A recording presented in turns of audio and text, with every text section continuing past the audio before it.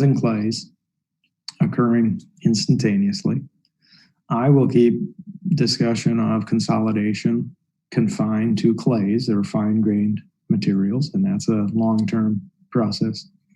And secondary compression, even longer. So the immediate is, as the name implies, somewhat instantaneous.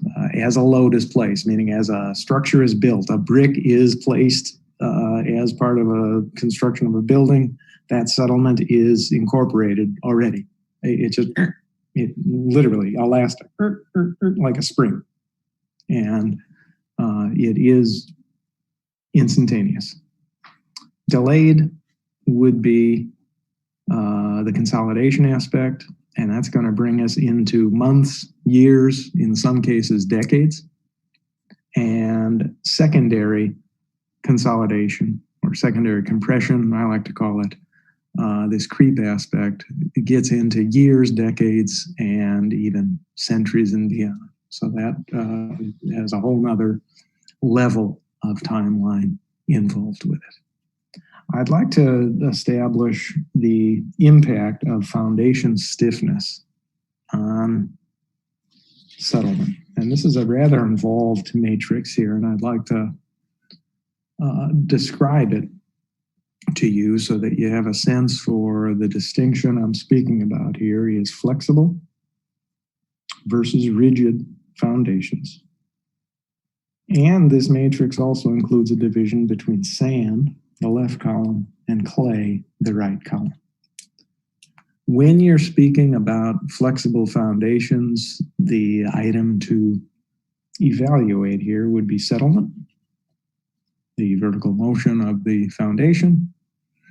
And when we're looking at rigid foundations, of interest would be the contact stress distribution, and that will vary between these two soil types. So given that framework for this graphic, I'll show you the shapes of settlement for a foundation on sand. A flexible foundation on sand is going to be arched, something like that. And the rationale here, the mechanism on this, is lower confining stresses occurring off in the corners or off on the sides. And actually below the center of the foundation, we can, revert back 30 minutes to pressure bulb or something like that and identify that, hey, indeed, under the center has the highest stress change. Well, that's going to confine the sand a greater degree. And therefore, on a shear strength domain, tau versus sigma plot, you're further out on the sigma axis, so you have a higher shear stress and higher stiffness associated with that, so less settlement under the middle of a foundation in this framework. Clay, you end up with the most settlement beneath the middle, on the other hand. Overall, you're going to have more maximum settlement for flexible than for rigid, by the way. And if we look at the stress distribution between the two soil types, we're going to find that it tends to be maximum towards the middle for sands and is going to be maximum at the corners for clays. And this has to do with stress concentrations and accumulation of excess pore pressure due to loading that you would have. Those acute points of stress concentrations at the corners. With that framework, I'd like to move into the actual calculations for settlement, immediate settlement of foundations. And big picture, settlement calculations are going to involve position and time. And with this beginning unit of immediate settlement, we're going to be focusing entirely on position. And it's later that we'll be looking and bringing in time for aspects of consolidation and creep. So there are direct equations available, analytical solutions for distortion settlement. As prefaced earlier, these are going to be based on elastic analyses. Even though that is a stretch of such a theory to soil mechanics, it is quite common to apply in this regard.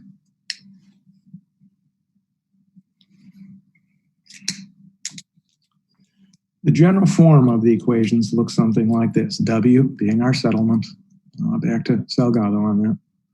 I1 times I2 times QB times capital B over E.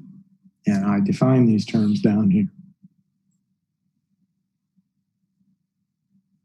I1 is a function of geometry and the load and settlement location, the relative connection point between that.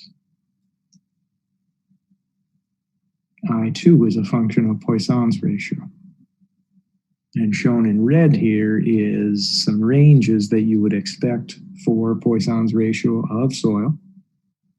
Regular soil, just most soils, let's call it 0.15 to 0.4.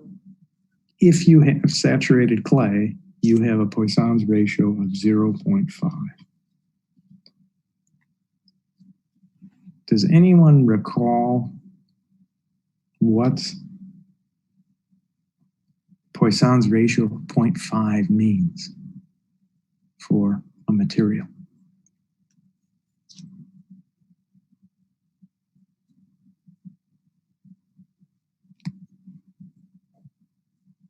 Hearing none, I guess I'll follow on that that is for incompressible materials. So, and that is because water is incompressible and soil grains are incompressible. It's important to recognize that the sliding and rolling around is going to cause a rearrangement of those soil grains, so it can compress, it can go through settlement, but as a matrix itself, it is made up entirely of incompressible elements, and therefore will behave in the vertical horizontal stress connection point that Poisson's ratio is associated with as an incompressible material. E is the elastic modulus of soil. And that's a little bit of a stretch due to this rolling and sliding business, but we come up with a virtual one that works quite well, or an effective elastic that is related to the testing that we would do at a site and so on. So it is, in practice, handy to utilize it. B is the foundation base dimension. That has been the same all term and is not changing. Q sub B would be the distributed load on the base of the foundation. So this is going to be column load over area, for instance. And as we'll see, we will also include in that some overburden stress from, say, backfill soil, which is above it.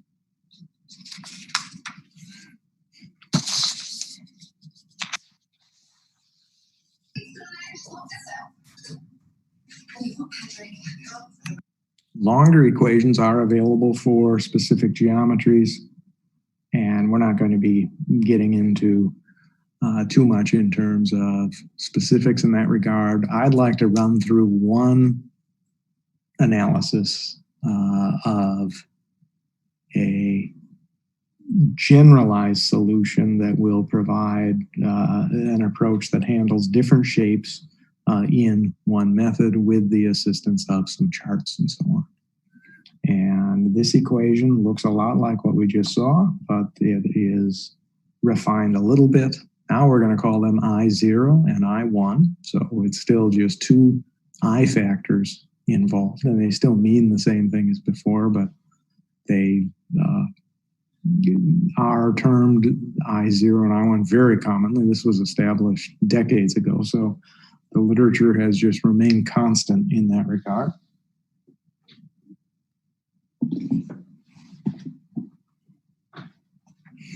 And we can rewrite this. This brings in Poisson's ratio here, 1 minus Poisson's ratio squared. We can rewrite that as has a very common format. So this equation that the pen is now pointing at would be kind of the takeaway common equation for immediate settlement over clays. So if you encounter problems with immediate settlement over clays in the class, this would be the equation you go to. And this will handle a solution in that regard. So it's nice that it is in one place.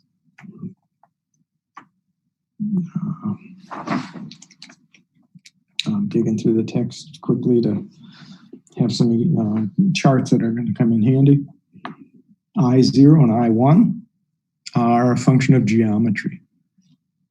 And these are part of, they're demonstrated in figure 912 of the Salgado textbook. And I'll show you that figure right now. This, one more back.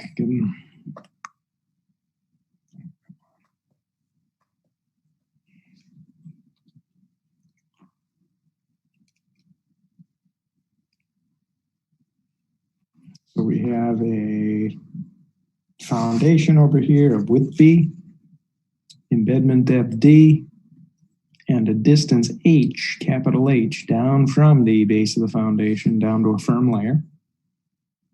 And then we have on the graphic for I0, that is a function of D over B. Again, this is not doing well on the autofocus here. I think it's because it's a slightly different elevation, so I apologize for that. But that's a D over B. You have it in your book, so I'm not too worried that you're missing it here. And down here, we have an H over B. And we have the aspect ratio of the foundation. Circle, square, 2, 5, 10 for an aspect ratio of L over B, and all the way out to infinity. So strip foundation would be infinity. And moving on down with different rectangles through here, down to the square and circle for these last two lines. And it's just a matter of establishing your H over B somewhere here. This is a log scale, mind you. And shoot over, once you find your point, to a value for I1.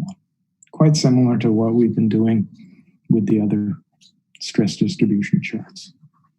In principle, at least, of utilizing a family of curves to grab an I factor.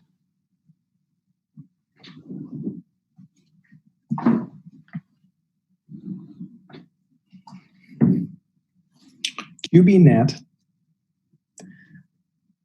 is the excess stress over and above Q naught. So Q naught is our stress acting at the base of the foundation. That goes back to our bearing capacity type analyses and calculations. So what is the stress? In effect, it's establishing what's the stress before the foundation is there. Before anything went on, what's the stress at the depth of the base of the foundation, that imaginary depth in the soil? What is the stress? That's Q naught. And QB net is the difference from that. You'll see that play out in the calculation here in an example in a bit.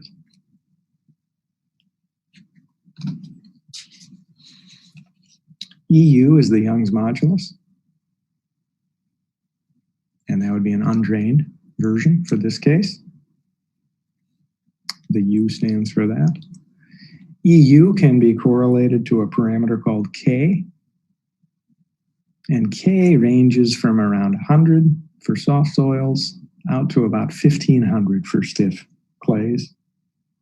And a value of 300 is quite a reasonable number. I mean, if you're reaching and you really don't have much to go on, that would be a rather loose problem, I'll say, to be guessing a K. But, you know, in general, it tends to be around here. So if you have nothing to go on, that'd be a reasonable starting point in terms of the relationship between modulus and undrained shear strength. This is figure 913. K is actually quantified as a function of plasticity index and over consolidation ratio. And I can show you that figure. Also, again, from the Salgado text, so you have this yourselves. And we're looking for 13. That's going to look like this.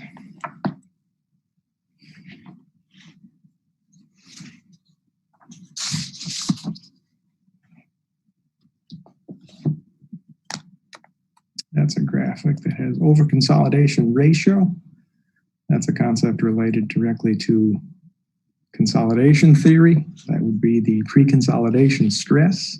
In other words, highest stress state the soil has ever been exposed to in the past on an effective stress basis over the current stress. And when you get out into 7, 8, 9, 10 out here, that's a highly overconsolidated soil, meaning that soil has previously seen stresses 8, 9, 10 times higher than what are currently on that soil due to possible glaciation or a past structure that was located at that footprint or whatever it is. And we have PI, plasticity index, being provided here with the ranges. And you'd utilize this to arrive at certain locations within this. And you can see it's a rather broad estimate that you would be providing on this to arrive at a K value, being the x-axis. And this is the 100-ish to 1500-ish span that I discussed earlier.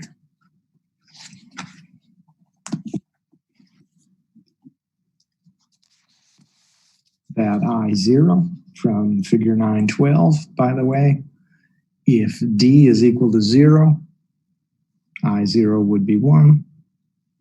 If D is equal to infinity, certainly not going to happen with a foundation, but it's as it approaches large numbers, let's say, I0 goes to 0.87. And I1 is going to be a function of H over B and L over B. And I already went through that on the chart itself and shared this geometry with you of what that H parameter means. It's distance from the base of the foundation down to that firm layer. And the Poisson's ratio is assumed to be 0.5 in this formulation. And that's why we get some simplification of the equations in that analytical approach. I'd like to run through an example problem, and I think we have time to do so today.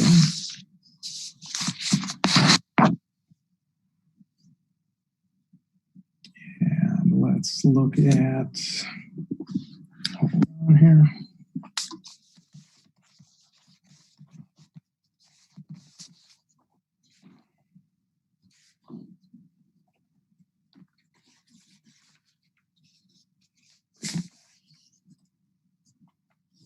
There we go.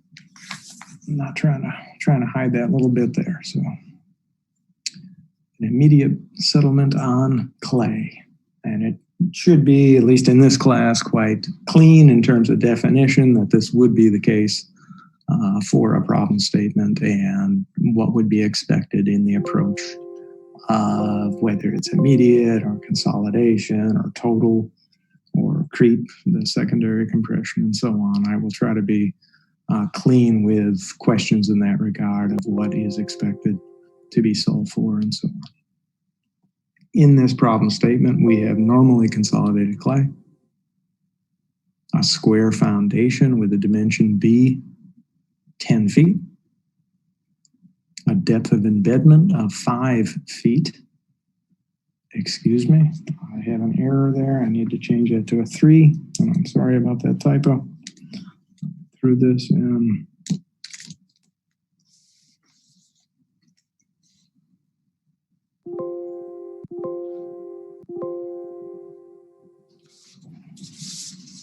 address that myself and in the calcs. Nope, and didn't address it in the problem statement. Anyway, 3 feet for the embedment. We have an 18-inch thick concrete footing. It's here. And that's going to come into our stress scenario a little bit. It's the first time we're seeing a thickness be of any relevance. And the soil is at a gamma 115 PCF at this location. The firm layer is 12 feet below the base of the foundation. And the backfill, that would be above the pad of the foundation, is 110 PCF. And it would be typical that you're not going to have great compaction up there. It's typically some delicate work, and you'd have a hand operated device, a power unit, but it's not going to be a big compactor doing work around foundations for backfill. So you do typically end up with a little less there. We have a liquid limit of 68, a plastic limit of 23, and a QU test here of sigma 1 final being 22 PSF. And QU stands for an unconfined compression test. So,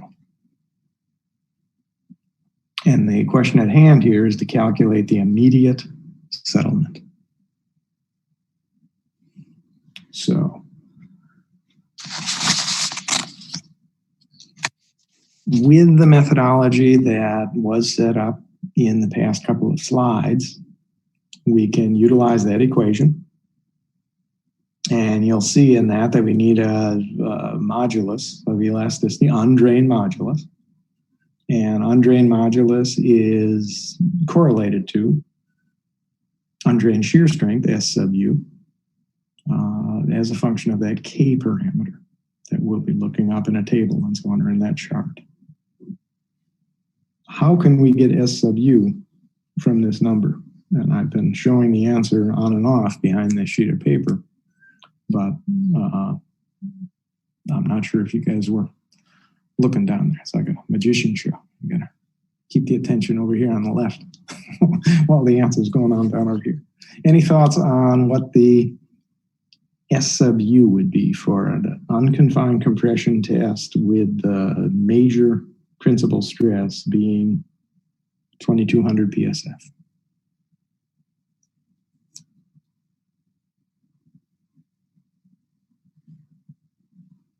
Anyone? Well, I could have put that one on the midterm. Since it's a unconsolidated, undrained test, wouldn't the soil strength internal friction factor be 0? And it would indeed, yeah.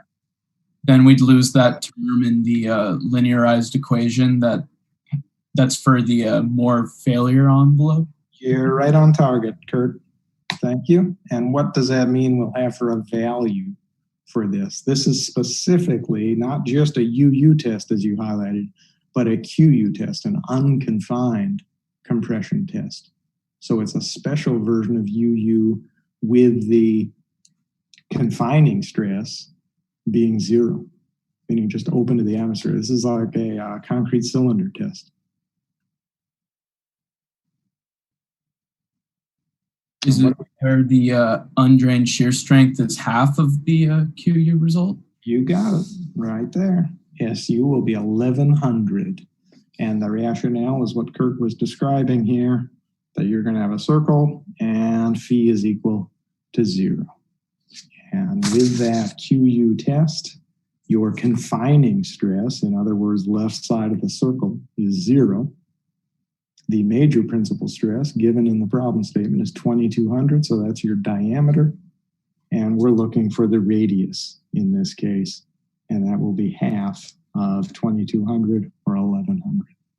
So that's one step towards the solution, a small step, but it all goes in the right direction.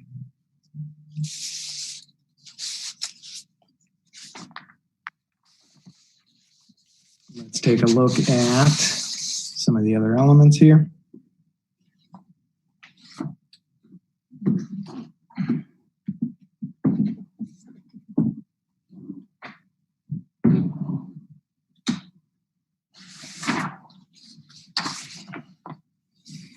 This is going to be your takeaway equation. I had mentioned that in the notes when we got there that that's going to be one-stop shopping effectively. It took us a few versions of the equation to get to that in terms of derivation, but this is the useful one that you will identify with for such a problem. And we need to assess QB net. And I'd like to ask if there's any ideas on how to get to this QB net, which is going to be the stress above Q naught. Because if you end up with a stress acting at that location of Q naught, meaning the original stress, there won't be any change in stress, so there won't be any settlement, of course. So we're interested in the net increase from that.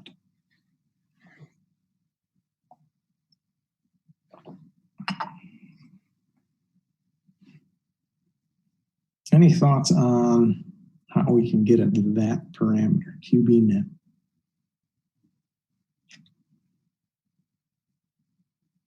The amount above the initial stress at the location of the base of the foundation.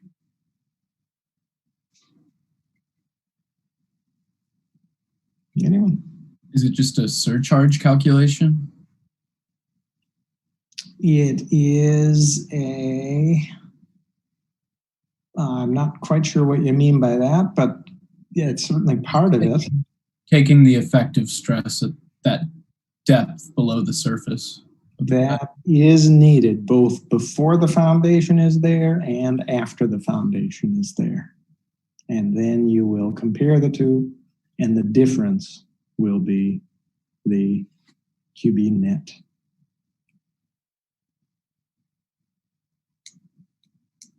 So what do we have acting on that foundation or on that base of the foundation after we've loaded it?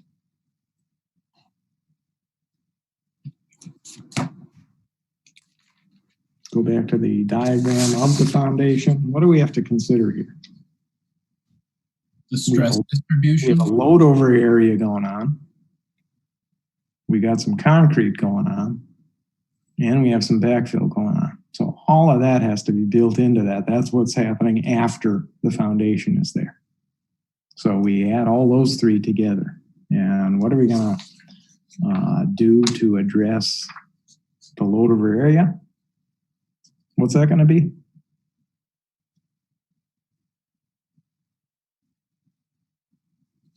$150 kips on a 10-foot by 10-foot foundation. What's going to be your load or your stress?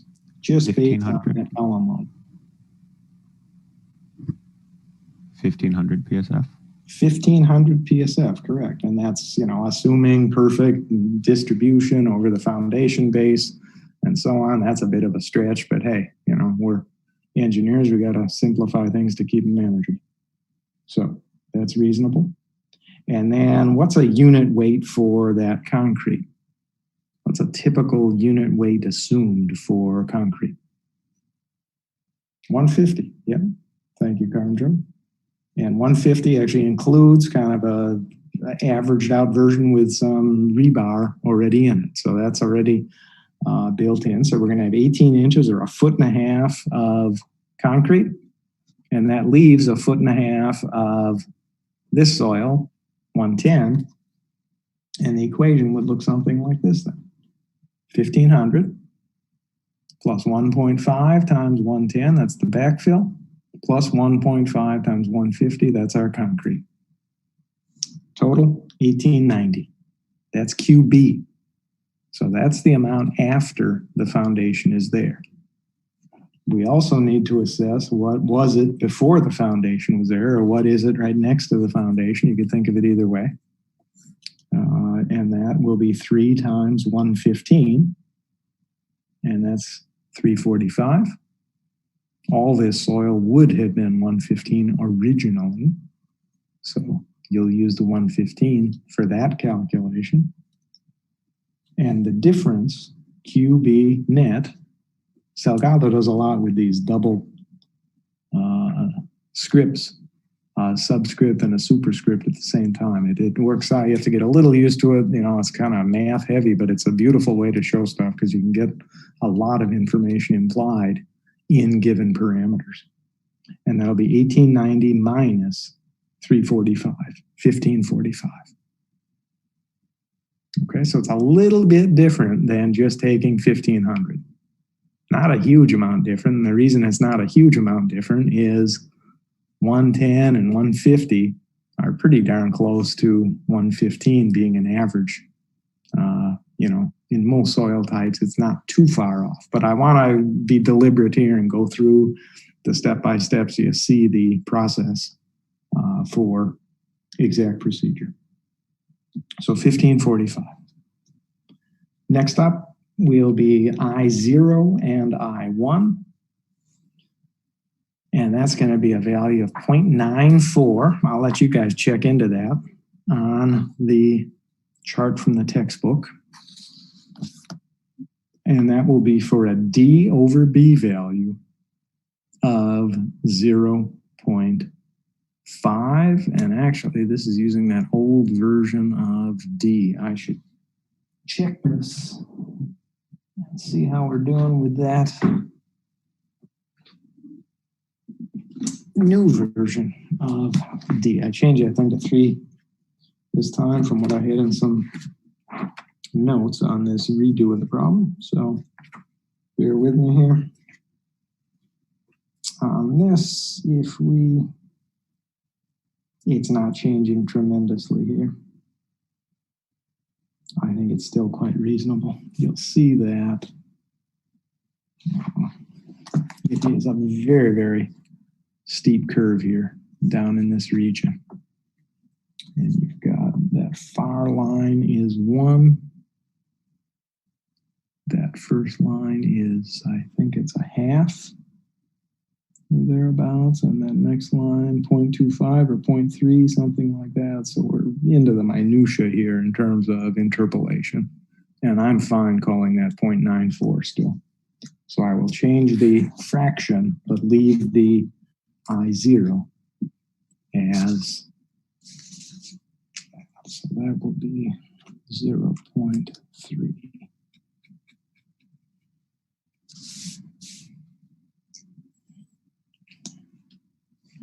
And I1 is going to be 0.4 for an H over B of 1.2 and a square.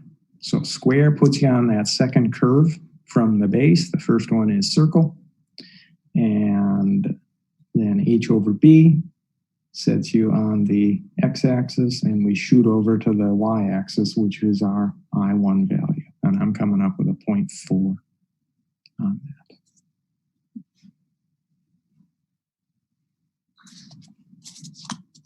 At this stage, we're about ready for a calculation. Not quite. We need a K value for the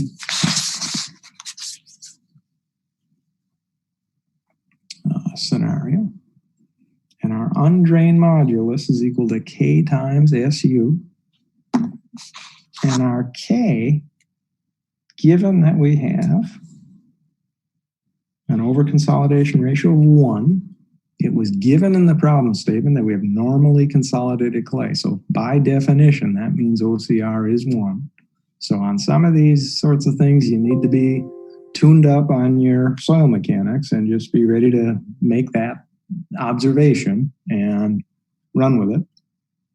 And the PI in this case was a 45. You'll remember it was 68 and 23 for PL and LL. And it's very important to keep track of terminology because what is plotted here is a PI, plasticity index. And this one, I'm saying approximately equal. That was that loose graphic with those shaded bands and so on. By the way, I will have you utilizing that graphic in a homework. And Salgado goes through a solution that I will publish after the deadline and so on. And he gets into, I think, 2 decimal places or something in terms of interpolation on that graph. I find that absurd, but that's just my own take on it. He defends at the onset of that solution manual that he is quite precise in that to show appropriate steps and that you can follow things and so on. And he does mention that it's not all that practical from a geotech perspective. And I just want to highlight that with that specific example, that there is no chance that you will be able to interpolate things to that kind of precision, what he has provided in a solution. I think he programmed the lines in or something. He had to, because there's no way you can get there. I think if you're within 10, you're doing well on that graphic. So with a K being 370 and SU from a phi equals 0 analysis of 1100, that gives us 407,000 pounds per square foot.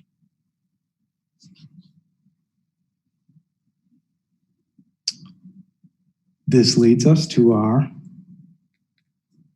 immediate settlement, W sub I. I0 times I1 times QB net times B over E sub U. Just direct popping in the variables that are present in that equation. And we can do the calculation on that and come up with 0.142 feet. And make that something more manageable in terms of units, 0.17 inches. And